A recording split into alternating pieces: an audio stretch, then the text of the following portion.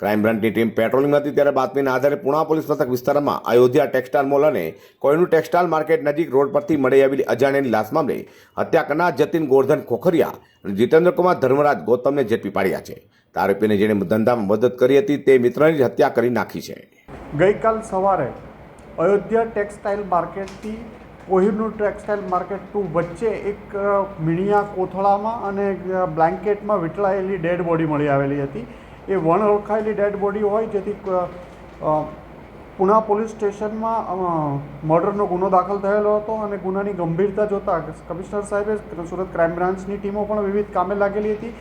જેમાં ક્રાઇમ બ્રાન્ચની 12 ટીમોને અંદાજિત 101 માણસો વણઓળખાઈ ડેડ બોડીના ફોટા સાથે અલગ અલગ વિસ્તારોમાં જોતા હતા. આ વિસ્તારોમાં જ્યારે પૂછપરછ દરમિયાન ગઈકાલ રાત્રે કોમ્બિંગ દરમિયાન પીઆઈ જયંત ઝાલા સાહેબ અને તેમના પીએસઆઈ સોઢા અને ગામિતને એક બાતમી મળી હતી કે 2 ઈસમો જતીન ખોખરિયા અને જીતેન્દ્ર ગૌતમ આ બંને આ મર્ડરમાં સંડોવાયેલા છે. જે આધારે બંનેની પકડવામાં આવ્યા અને પૂછપરછ કરતાં એમણે આ બંને આ ગુનો કબૂલ્યો હતો. જતીન ખોખરિયા છે એ મૂળ અમરેલી જિલ્લાના બાબરા તાલુકાના અમરાપર ગામનો રહેવાસી છે અને ત્યાંથી 1.5 વર્ષ પહેલાં અહીંયા અંજણા ફાર્મ પાસે આવી ઇન્ડસ્ટ્રીયલ વિસ્તારમાં એક એમ્બ્રોઇડરીનું કારખાનું ચલાવતો હતો અને જીતેન્દ્ર ગૌતમ એને ત્યાં કામ કરતો હતો.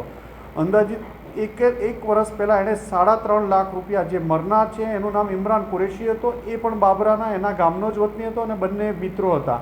એની પાસેથી 1 વર્ષ પહેલાં 3.5 લાખ રૂપિયા જેવા ઉછીના લીધા હતા. આ 3.5 લાખ એ પરત ના આપતા બંને વચ્ચે અવારનવાર ઝઘડો થતો હતો અને 3-1 માસ પહેલાં મોટો ઝઘડો થયો અને એણે જબરજસ્તીથી 3.5 લાખ પરત આપ્યા હતા. ફરીથી એણે પૈસા માંગતા 20 દિવસ પહેલાં એણે 1.5 લાખ 1,55,000 આપ્યા હતા. આ 1,55,000 હજી 20 દિવસ નહોતા પૂરા થયા એ પહેલાં એણે ઉઘરાણી ઇમરાન કુરેશીએ પરત લેવા માટેની કરી હતી.